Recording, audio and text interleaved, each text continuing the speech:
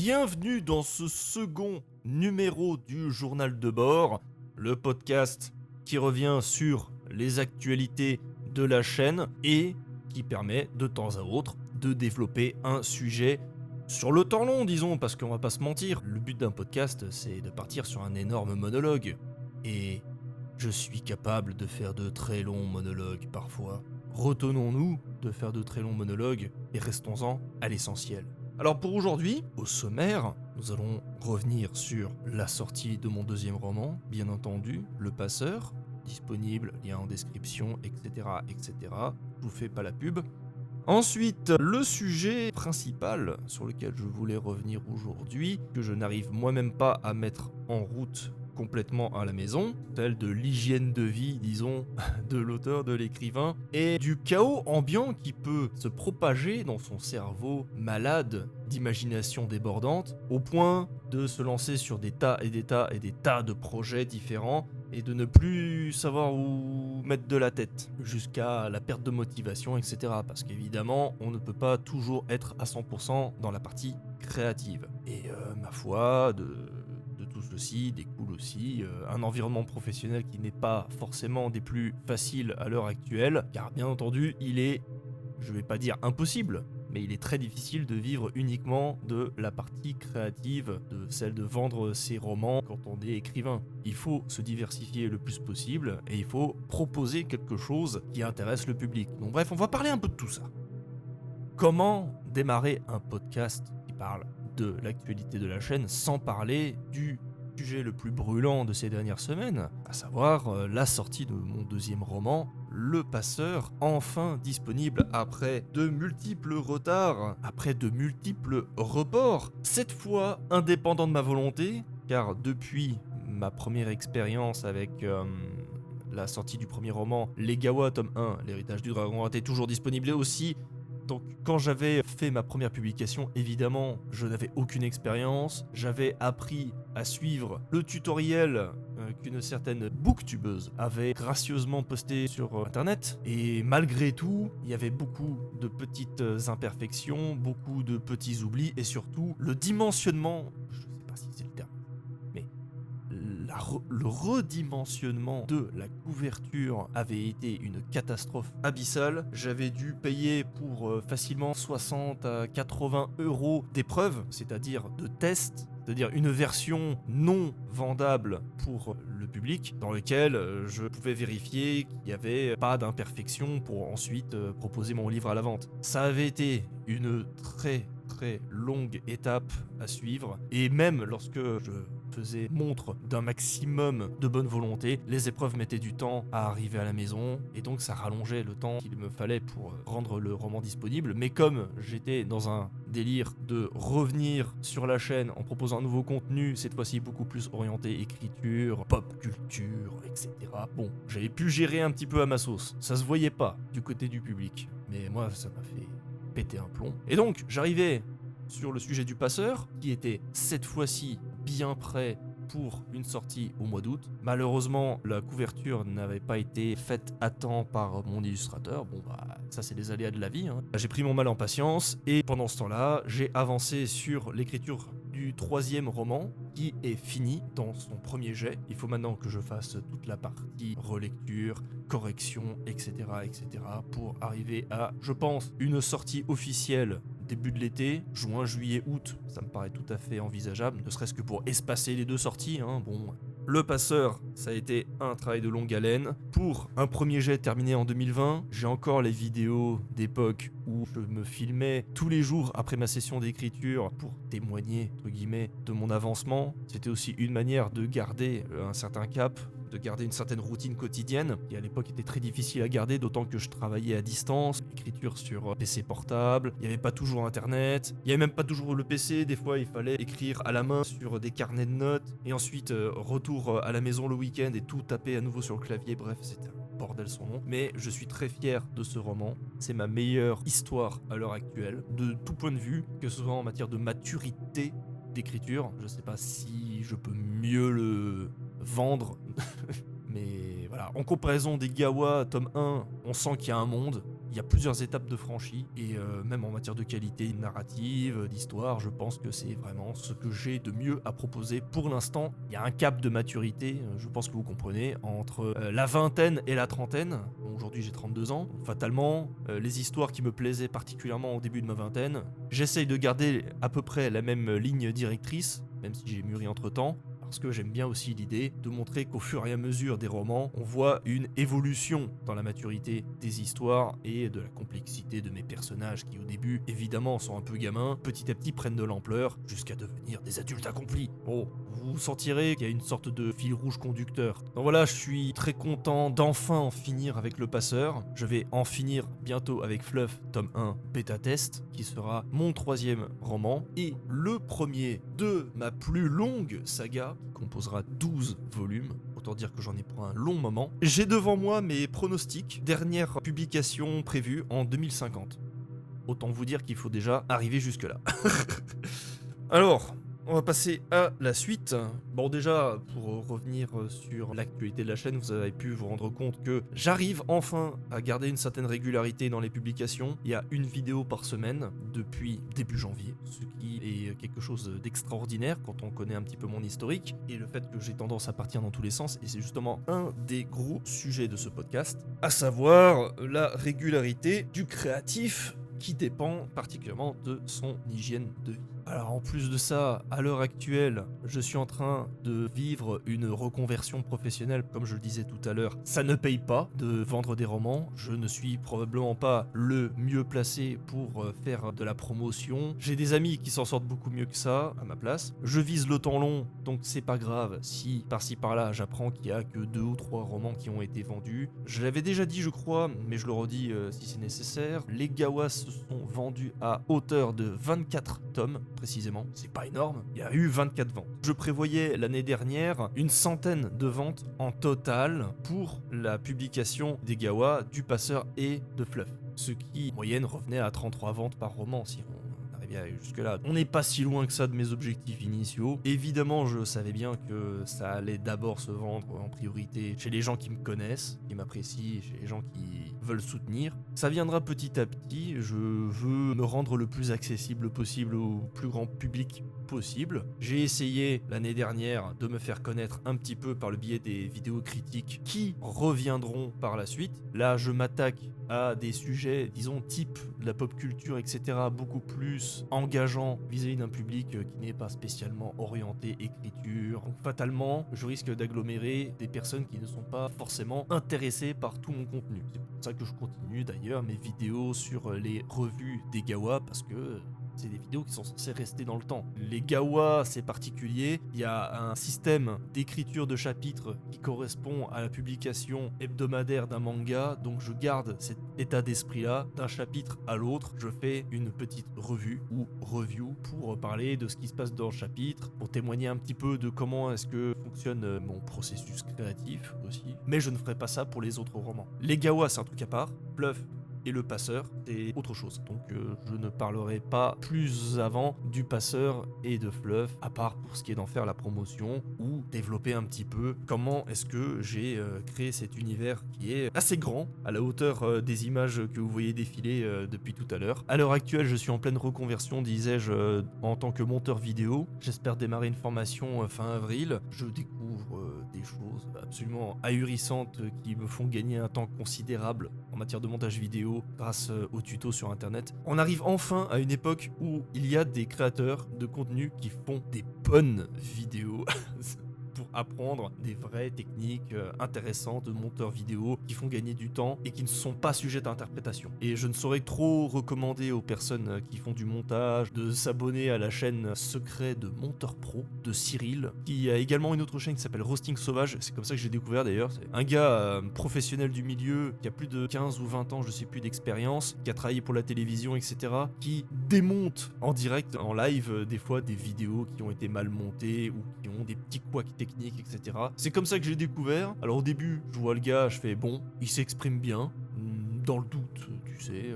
j'ai intention de prendre en niveau au montage, je vais l'écouter. 2 minutes plus tard, tu te dis, mais en fait, ce gars-là, il est incroyable. 2-3 vidéos plus tard, après l'avoir écouté, tu te dis, mais en fait, c'est un génie absolu, je veux en être. Cyril de la chaîne Secret de Monteur Pro. Si vous faites du montage vidéo, vous allez forcément apprendre quelque chose. C'est clairement pas ce qu'on pourrait appeler un imposteur dans son milieu. Alors à côté de ça, j'essaie de me former sur LinkedIn pour essayer un petit peu de rentrer en contact avec le monde littéraire. Alors pour l'instant, je fais même pas de la prospection parce que mon meilleur pote qui est développeur web m'a expliqué qu'il valait mieux, dans un premier temps, découvrir ce milieu-là de LinkedIn avant de commencer à faire des posts, etc.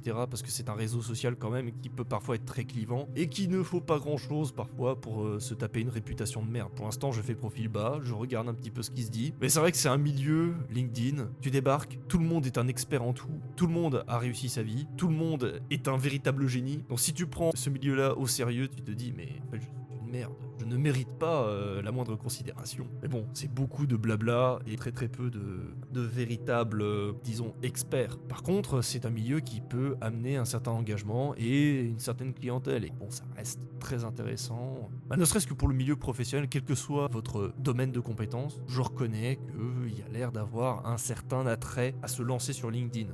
Certainement beaucoup plus que sur les autres réseaux sociaux d'ailleurs. Mais il faut pas oublier que c'est un réseau social et que donc il faut participer et donner de son temps. Et aujourd'hui, donner de son temps, c'est pas toujours évident quand on est sur 50 projets différents. Là encore récemment, j'ai dû aider un ami à réaliser son propre CV. Un ami qui travaille dans des milieux très physiques, très terre à terre, dans le chantier, etc. Et pour lui, c'était une aubaine d'avoir quelqu'un qui puisse l'aider à corriger les fautes d'orthographe, à améliorer aussi son texte pour ne pas faire de grosses fautes de frappe, pour être plus pertinent, plus cohérent sur ce qu'il a à proposer dans ses compétences, etc. C'est vrai que le CV, on n'y réfléchit pas, mais ça demande quand même un petit peu de savoir-faire, d'y consacrer un peu de temps. Et au bout d'un moment, quand tu fais un CV à l'arrache, faut pas t'étonner de ne pas avoir de retour sur investissement. C'est pareil quand vous faites un roman. Si votre roman, vous êtes juste arrêté au premier jet et que vous avez juste utilisé votre outil automatisé de correction, vous risquez d'avoir de sacrées surprises. On ne parle même pas des problèmes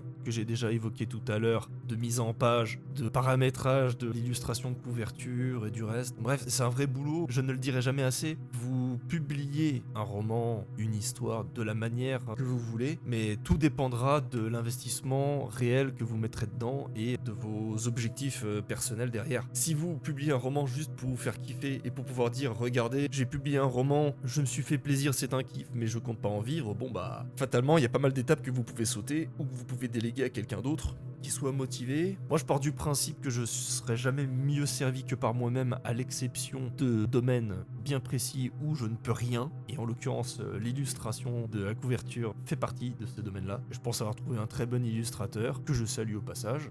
Pour en arriver au sujet principal de ce podcast, à savoir la pratique de l'auteur, il n'y a pas de secret, je le répéterai jamais assez, c'est toujours la même chose. Faut essayer d'équilibrer tous les petits problèmes de la vie courante avec ses activités créatives pour espérer tirer le meilleur de soi sur la partie créative, espérer trouver le juste équilibre pour avoir sa petite routine. Pour ma part, j'arrive à être plus créatif le matin en me réveillant 1 heure plus tôt pour pouvoir faire un petit peu d'écriture, un petit peu de relecture, etc. avant de partir au boulot. En plus de ça, avec l'animal que j'ai à côté qui est en train de roupiller, je suis obligé de sortir dehors et donc je vous apprends rien en fait. Quand tu prends l'air, ton esprit se réveille davantage que si tu restes enfermé chez toi à prendre ton café. D'ailleurs, j'ai appris que le café, il vaut mieux le prendre au moins 45 minutes après le réveil. Combien d'entre nous sommes à faire ça? J'y arrive maintenant, mais c'était pas évident au début. Parce que oui, les effets de la caféine, etc. sont boostés, passés un certain temps après le réveil. Je saurais plus vous expliquer ça, c'est basé sur de véritables études scientifiques, blablabla. Donc, ça signifie qu'il faut prendre le temps de se réveiller et garder un minimum dans son planning pour pouvoir créer... écrire, faire son premier jet, faire sa relecture, n'importe quoi, pour ensuite prendre son petit déjeuner, si nécessaire, parce qu'il y a des gens qui prennent pas de petit déjeuner, et ensuite partir au boulot pour son travail d'esclave. Toi-même tu sais, comme disent les jeunes. C'est compliqué de gérer tout ça. Et fatalement, quand vous rentrez après le boulot, généralement, votre cerveau, il est pas du tout dans le même état qu'au petit matin quand il est bien réveillé. Donc moi, je pars du principe que c'est le matin qu'il vaut mieux être créatif, mais après, c'est Chacun se démerde. Quand j'étais dans ma vingtaine, je me rappelle que j'étais beaucoup plus créatif le soir que le matin. Tout dépend. Chacun fait comme il peut. Mais cette pratique, se créer des petites routines, bah en fait, j'essaye le plus possible de le pratiquer dans toutes mes activités créatives quotidiennes. Que ce soit par exemple pour la création des vidéos. Bon là, je suis dans la merde parce que la vidéo en question que je suis en train d'enregistrer, elle doit être prête pour dimanche. Seulement, je ne serai probablement pas chez moi à partir de demain. Donc en gros, je dois faire le montage tout de suite après cet enregistrement.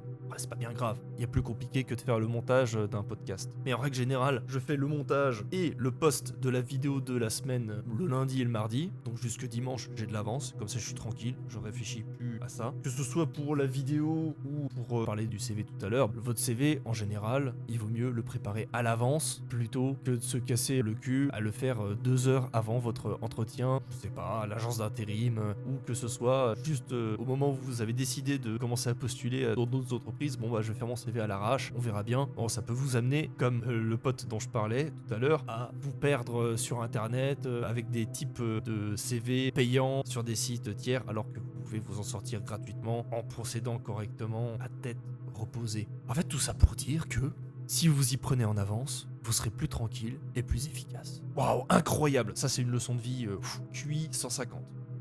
Là, je suis dans une phase où j'arrête pas de me former dans des domaines divers et variés. J'ai une commande de 3 pièces de théâtre pour cet été, de type médiéval. Comme vous avez pu voir, il y a quelques mois, je suis également dans une troupe médiévale qui fait des spectacles en été, dans lesquels je participe physiquement moi-même en tant que combattant. Et c'est pas évident de passer d'un format roman à un format théâtral. J'ai ce petit plus d'être plutôt doué en matière de dialogue, faire ce que j'appelle l'effet ping-pong, des personnages qui se répondent, qui se taclent, avec un humour bien à moi. Donc fatalement, ça aide pour effectuer cette transition vers le théâtre, mais bon, ça reste pas parfait, et j'ai besoin d'aide, j'ai besoin de lire des fabliaux, c'est les petites pièces du coup théâtrales d'époque médiévale, pour à peu près comprendre dans quelle direction je suis censé aller, et malgré tout, il faut bien créer des personnages qui soient faciles à raccorder avec le public moderne, actuel,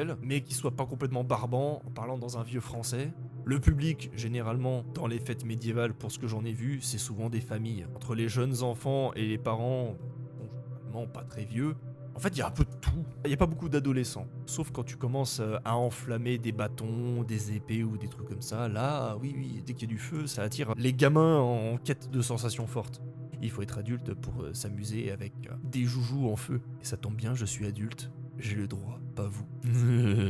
Pour conclure ce podcast, c'est un tout que de réussir à gérer son emploi du temps et sa créativité, parce que la créativité c'est pas quelque chose qui se commande. Si vous êtes comme moi et que vous avez toujours plein d'idées dans la tête, vous savez autant que moi, les meilleures idées viennent au moment où on n'a pas de quoi noter, les outils nécessaires pour les mettre sur Word, sur papier, etc. C'est souvent de nuit, tu te fais un film, tu représentes une scène précise dans la tête et tu te dis mais il faut que je mette ça dans mon roman. Et là d'un seul coup tu prends un peu de recul et tu te dis attends, je viens d'imaginer une scène pour un roman qui sortira d'ici 5 ou 10 ans. Est-ce que j'aurais pas changé de... Non, il faut que je la note tout de suite parce que c'est trop incroyable. On verra ça en 2030, mais là, il faut que je la note, c'est trop bien cette idée. Ah, cette scène va être trop bien. C'est le problème des créatifs. Au-delà de tout ça, évidemment, l'hygiène de vie. Bon, je vais pas vous faire le cours du développement personnel et tout ça, mais vous avez compris. Bien bouffer, bien dormir, tout ça. Évidemment, ce ne sont que des poncifs, mais ce sont des poncifs qui fonctionnent réellement. Si tout le monde en parle, c'est bien qu'il y a une efficacité réelle. Évidemment, on peut pas être parfait, on a des moments de faiblesse, etc.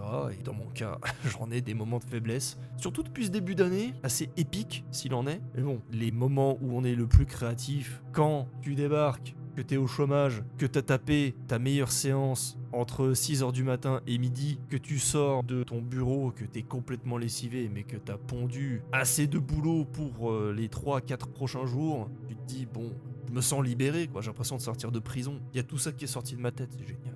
Quel bonheur que d'arriver à avoir une certaine routine, que d'avoir un plan fixe et de s'y tenir. Ça peut paraître robotique de l'extérieur, mais quand on y arrive, en réalité, c'est que du bonheur. Et puis on avance tellement plus vite. Donc voilà, n'hésitez pas à continuer à vous former, même si vous vous dites oui, je ferai ça plus tard. Une fois de temps en temps, même sur les chiottes.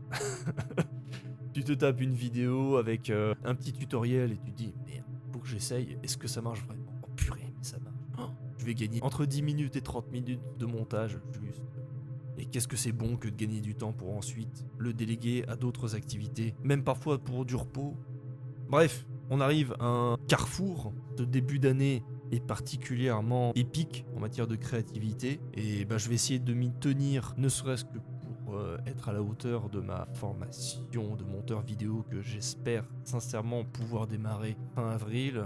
Donc une vidéo par semaine, j'essaye de varier les sujets le plus possible, j'essaye de proposer un contenu de meilleure qualité au fur et à mesure. Il y aura toujours des vidéos de type à l'arrache, façon vlog, etc. parce que j'aime bien et surtout parce que ça me demande pas beaucoup de boulot. Mais je vais essayer de varier les plaisirs, de commencer à raconter des histoires aussi, parce que c'est rare que je le fasse. Mais si vous appréciez ce genre de contenu, si vous appréciez la chaîne, si vous appréciez mon style de blabla, n'hésitez pas à vous abonner, n'hésitez pas à mettre des likes, des commentaires.